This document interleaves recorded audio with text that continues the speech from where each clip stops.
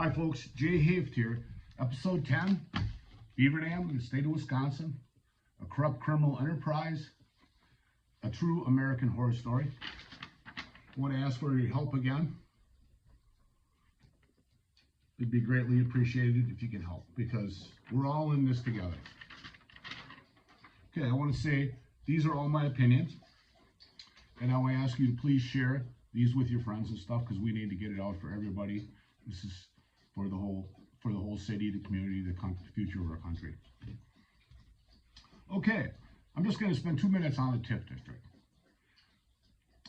What I was reading on the internet, what happens with a lot of these TIFs is they borrow a lot of money, and with the interest rate going up, you, the property tax owners, are going to probably see an increase, because the interest rate went up to almost 7% on mortgages. I don't know what it is. For what they do is they sell bonds, so they're going to have to pay more in order to get people to buy these bonds.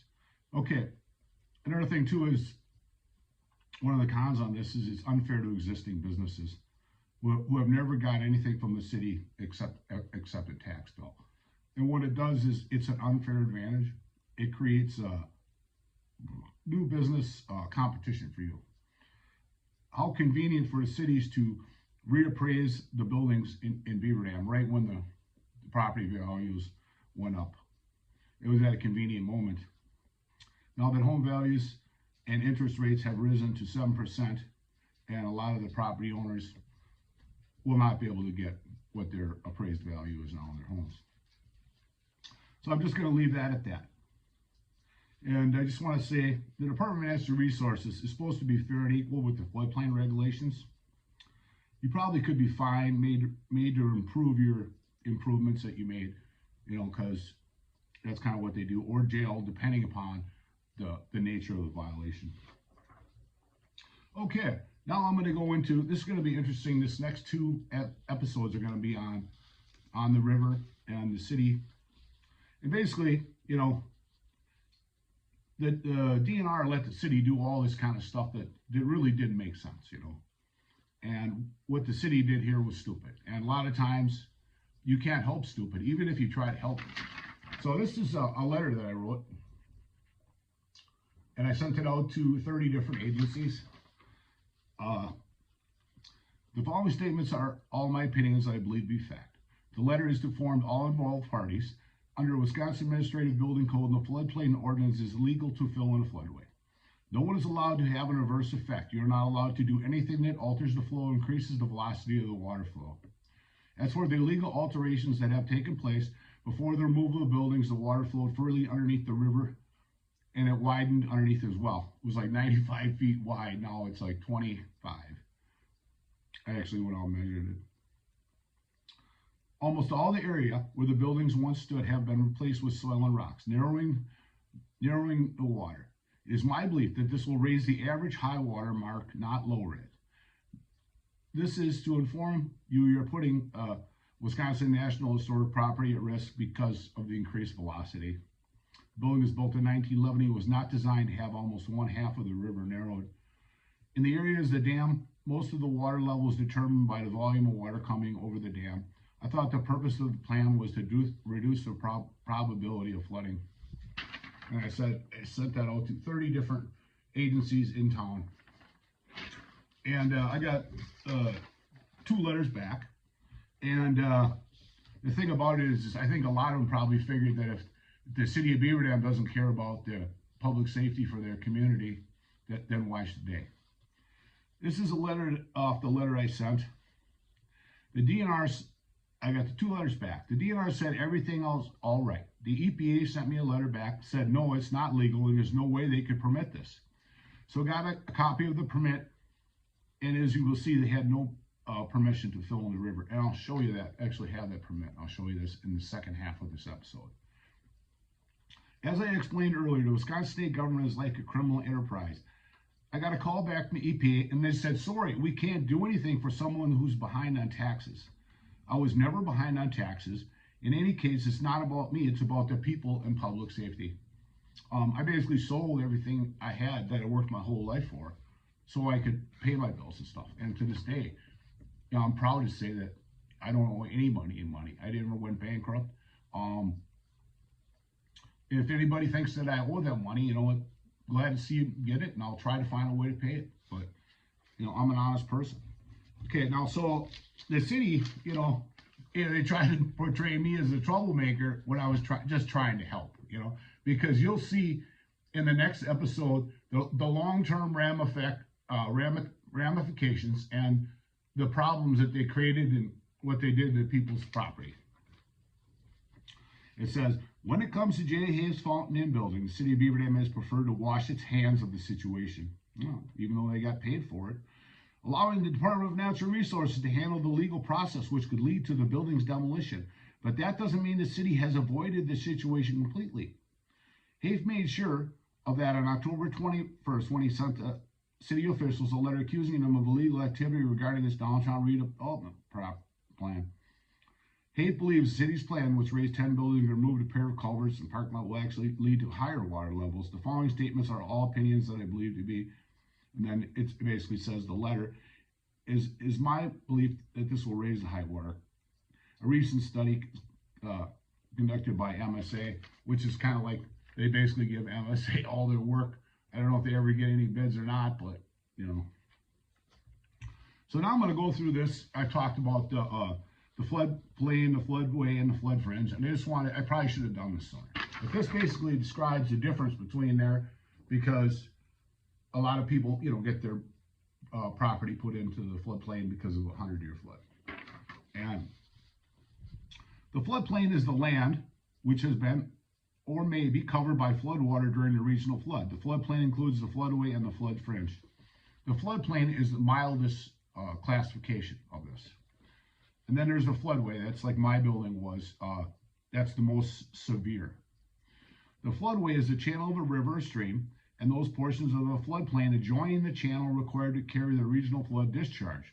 The floodway is the most dangerous part of the floodplain. It is associated with the moving water. And I'm not afraid to say that's kind of like the buildings that had pillars in the water. Okay, then the next one is what they call the flood fringe. Okay, the flood fringe is the portion of the floodplain outside the floodway, which is covered by floodwater during the regional flood. The term flood fringe is generally associated with standing water rather than flowing water. So that means if you have, after a flood, the water is still standing there. It is also part of a floodplain in which development is allowed subject to the floodplain development standards. And then this is another one, it's called the regional flood.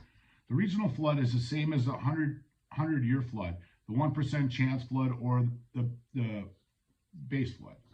And that can be changed depending upon the way the dam is operated. And that's why they said that they wanted the new FEMA floodplain maps so they could put more people into the floodplain the way it was created. But if they release too much water, then really, you know, a lot of people could say I was unjustly put into the floodplain. Another issue was one of the things that Virchow brought up. He said that, you know, Kraft Foods, you know, what is their status, and, you know, are they going to do anything with them, but they're a multi-billion-dollar company, so, and they actually have jobs for the community. So these are standards and stuff on the floodway. I'm just going to go over these laws a little bit so you know that Jay Haith is just not talking hot air. You know, he's not. Okay. Standards and developments for floodway areas. Any development of floodway areas shall increase comply will have a flood damage potential. Applicants shall provide the following data to determine the effects of the proposal. A cross-section elevation of the proposal perpendicular to the watercourse showing if the proposed development will obstruct flow. The zoning administrator shall deny the permit application if the project will increase flood elevations by 1/100% foot or more based on the data submitted. So I'll go through these quick because you guys sure don't want to listen to this stuff. But okay, and this is another one. These are the floodplain ordinance laws, regulations. No material is deposited in the navigable channel unless a permit is issued by the Department of Natural Resources and a permit pursuant 404 of the Federal Water Pollution Control Act amendments has been issued if applicable and the other requirements of this section are met. And then it says on the bottom, it says on top, it says construction meets the development standards, and at the bottom it says the fill is not classified as solid waste or hazardous waste material. And that'll come into effect in the next the next one. This is another one. This is watercourse alterations. Like I kind of said in my, my letter where I was trying to help the city. That's all I was trying to do. No land use permit to alter or relocate a watercourse in a map floodplain shall issued until the local officials notified in writing all adjacent municipalities. Well, the Beaver Dam River runs down into Lowell, and it runs into Lipsick, and it runs down. I guess it ends up in Mud Lake. Okay, until all the local adjacent municipalities have been, known, and actually all the people along the whole river are affected by this. Department and FEMA regional offices are required the applicant to secure all necessary state and federal permits. The flood carrying capacity of any altered or relocated water course shall be maintained. So, and then what I'm going to basically do is for this episode is concentrate on the flood wall, because I have a bunch of information on here. It was one of the things that Furchell wanted, because it actually removed his buildings from the floodway, the floodplain, because it was a flood fringe property, because they didn't have pillars in the water on those buildings. That's how they determined the difference between the buildings. And I know he was one of them that pushed, because this was a benefit for him, and the city. He was working with the city and DNR. So, and it says, and you'll see that Trent Campbell, the Beaver Dam Area Development Corporation, was involved in a lot of this, and I have a lot of this stuff in here. So it says, "Hi, Trent. This is from Rob Davis, one of the kingpins in the DNR. I have talked with Gary Hendricks about the flood wall, and he says they are not allowed for removal of structures from the floodplain. The work, I understand that they're proposing siding, facade, work, beautification, however, would be considered ordinary maintenance and not count against the 50% rule," which kind of explains that, they said it was everything, to the people, and he's just explaining it right there. If this is what you're looking for, you can complete it without building a flood wall. If you desire to construct a flood wall for the purpose of providing some level of flood protection to the buildings, that may be possible, but likely would need to be part of the demolition process for the reason that you cannot cause an increase in the flood elevation. If done in conjunction with the demolition of the buildings, the resultant combined project would certainly still net a net reduction in flood elevation. If done separately, it may show an increase in the flood elevation, which would not be allowed. So they're basically saying you can kind of sneak it in, while you're doing that, and then, we'll find out. But actually, I think it did, the whole thing, you'll see that it did raise the flood elevations. And this is from Gary Hendricks to Rob Davis, March 25th, 2009. If there are no other issues, none of the flood wall is in the floodway, which it pretty much is, and the only purpose is to offer flood protection to the building, I suppose it could be done, although it sounds awfully complicated to do it adequately, i.e. protect to the flood protection level, which is what they should be doing. If this is being proposed as a method to bring a structure into compliance with the city's floodplain zoning ordinance, for whatever reason, it's not acceptable. The state and communities can only permit elevation of the structure or filling of the lower level to FPE to comply with that ordinance for residential and commercial structures. Well, one of the things about it is the flood wall itself. Actually, what it does is it narrows the river. It increases the velocity of the river. And it was kind of odd, but kind of planned, whatever, so we really want Jay Hayes' building out of there. So they didn't put my building in the flood wall. So the flood wall stopped before my building, because they would never want to do anything to help Jay Hayes. That's pretty much the same one there. And this is another DNR email from Rob Davis to Gary Hendricks, and it's subject Beaver Dam redevelopment plan.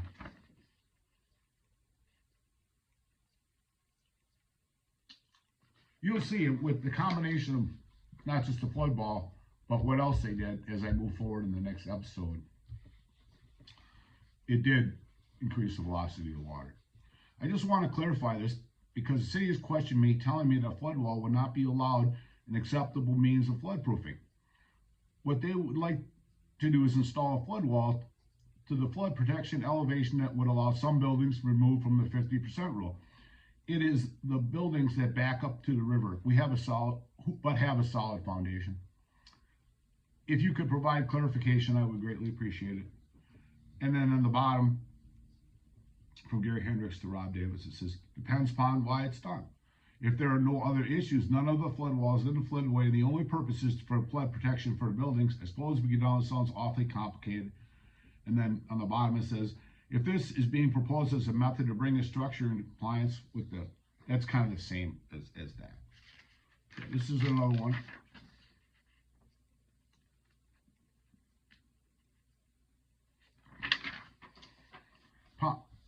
Department Natural Resources, South Central, Fish Hatchery Road, phone on there, and Rob Davis' number. There's some James Congdon to Robert Davis. Rob, they talked about building a flood wall to protect some of the flood fringe buildings rather than filling in the basement levels. Have you been working with them on this concept? This is an unacceptable approach. What works? So he's basically saying it's unacceptable approach. And on the bottom, it's from Jim Congdon to Rob Davis. He beat me to this. I was going to send it out to all. The Beaver Dam City Council voted last night to approve the demolition and restoration contract to Westra.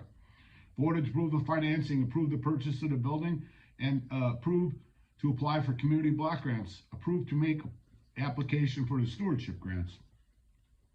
Commerce has approved their relocation plan for the block grants. Closing on the building purchase set for March 30th. They are taking all the legal actions. What's kind of interesting about it here, it says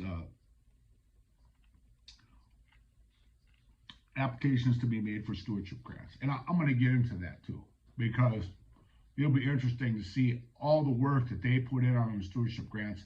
I was unable to see, in my information that if they actually got that money, but you'll see how much time and money they spent on that. And the exact amount of stewardship was the amount of the purchase for the buildings. So I'm not going to sit here and lie to you people and tell you that they got this, because I don't know, but it's kind of interesting. This is an LGU. This is an agreement they have to get for environmental exemption, environmental liability, okay? And you'll see some other stuff in here. And it says the city wanted protection from liability for what they did with the river. It says, given the city is set to take title of at least 9 of the 11 properties this month and continues to negotiate of the remaining 2 properties, which is a false statement. They never negotiated. This letter provides future clarification to the city as to how whether steps they have taken or done to acquire the properties are consistent with the LGU liability exemption standards. In addition, the letter addresses the city's responsibility associated with the demolition, cleanup, and redevelopment activities undertaken. The city intended use of the properties as a parkway green space is realized. And on the bottom it says, to assist making the determination of the exemption has reviewed the following documents. It says on here, it says the addendum W to the offer to purchase sell dated between property owners and the city of Beaver Dam. And the biggest thing, one of the biggest things with this is the accusation methods that they use to pick up these properties. Well, the DNR, conspired to blackmail the people out of their property. And this is local governments, LGU in questions. I looked that up too. And it's kind of interesting too. This is some of the rules and regulations and stuff on there. Tools for governments, Wisconsin DNR. If an LGU acquires property involuntarily through tax delinquency, foreclosure, demolition, lien foreclosure, eschat, abandonment, and condemnation, or emptying, the LGU cannot be held liable under federal law for contamination. Well, they use blackmail, and blackmail is not on here. So, and it says involuntary through tax delinquency. It wasn't involuntary. The people were under threats, fear, and ultimatums. These property acquisitions methods are complex and require an LGU to understand that proposed method before proceeding. Generally, these methods require the LGU to make a slum or blight clearance finding as a part of a documented legal process. I'm going to investigate this a little bit more too, because, you know, for the TIF, it has to be 50% of the area in there. The way they did it was blighted property. And I'm pretty sure it was, because I said my building was never had blight determinations. And yeah.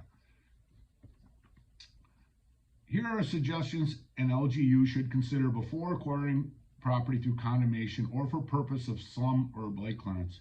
The LGU should work with the DNR to determine in advance whether the proposed method of acquiring property satisfies the LGU. The blackmail is not approved process. I can guarantee that. And this is some of the stuff that they sent on that LGU thing.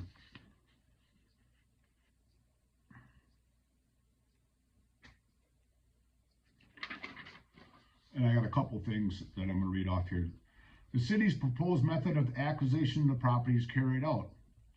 And it says the department will not hold the city liable for the investigation, cleanup of the properties it acquires under the spill law. And then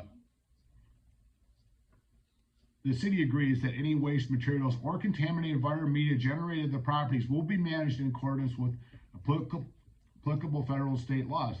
The pre-demolition environmental checklist, which can be found. And then answers to the city's other questions. City also inquired about what happens with the two buildings without offers to sell if they are unable to purchase them like the other 9.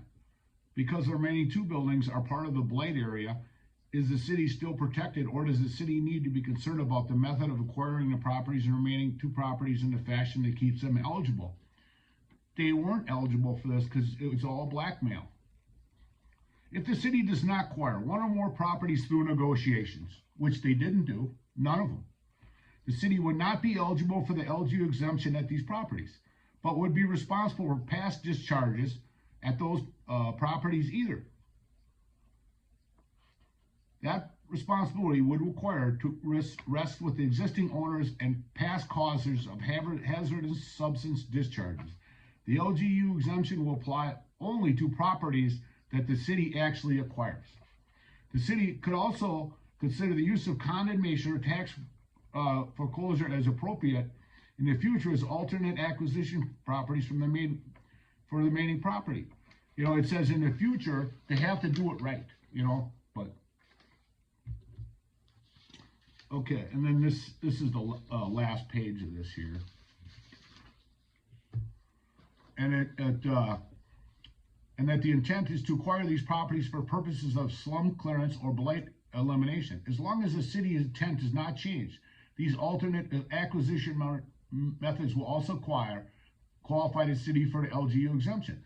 Therefore, if the city has opportunity to acquire the 2 remaining properties, the city will qualify for exemption at those properties because they help blackmail them. I mean, they know the property execution on this.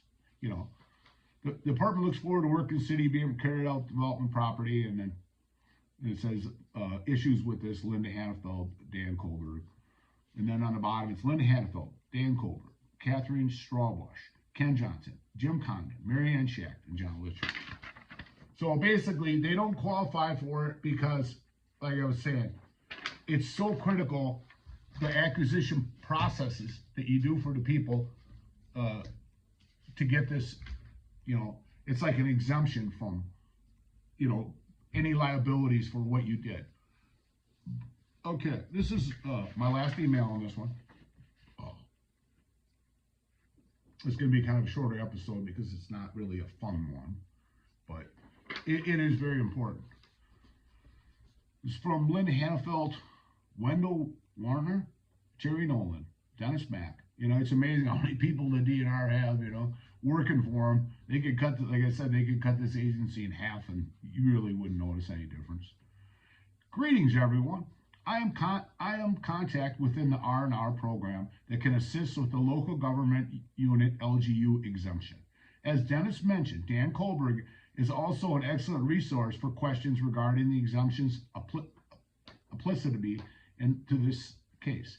Jerry Nolan and I have spoken with Mr. Campbell, that's Trent Campbell, about the LGU exemption and how it might be used in the projected area. one of the most important things you need to keep in mind is the method of property acquisition determines whether the LGU applies to the property. The link Dennis provided below contains the basic information about the LGU exemption and what a governmental unit needs to be eligible. Please forward my contact information to Mr. Campbell, which is Trent, if he has additional questions about the exemption. If Beaver Dam feels a need for liability protections, we need to work with them early on to make sure they meet the criteria for obtaining the exemption. It's always better to get our input before making moves to acquire property. And that is so funny because they're the ones that threaten the people with the city. You know, the 65% of condemnation and stuff is all illegal. You know, so they really don't have anything to say on that matter. They couldn't get this. This is an exemption for, you'll see in the next episode what they did. Okay. Hello, Linda. Can you help me, Dennis, out with the LGU exemptions? And it's Wendell Warner, Linda Hanfield, Dennis Mack, Ken Johnson.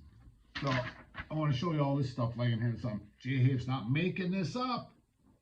You know, I showed you the rules that they can't fill in the river at all, you know.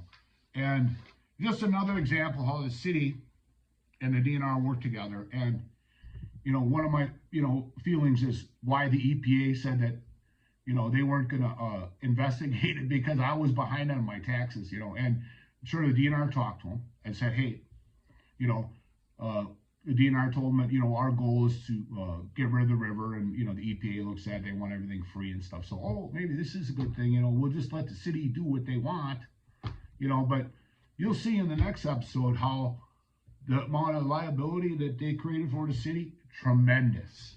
All right, folks, thank you. Please share. And I got to show you my sign here again because we're all in this together. If I can find it, there it is. We're all in this together. A lot of it is going to boil down to public safety and stuff, and the future of the community and the citizens in the community. Thank you.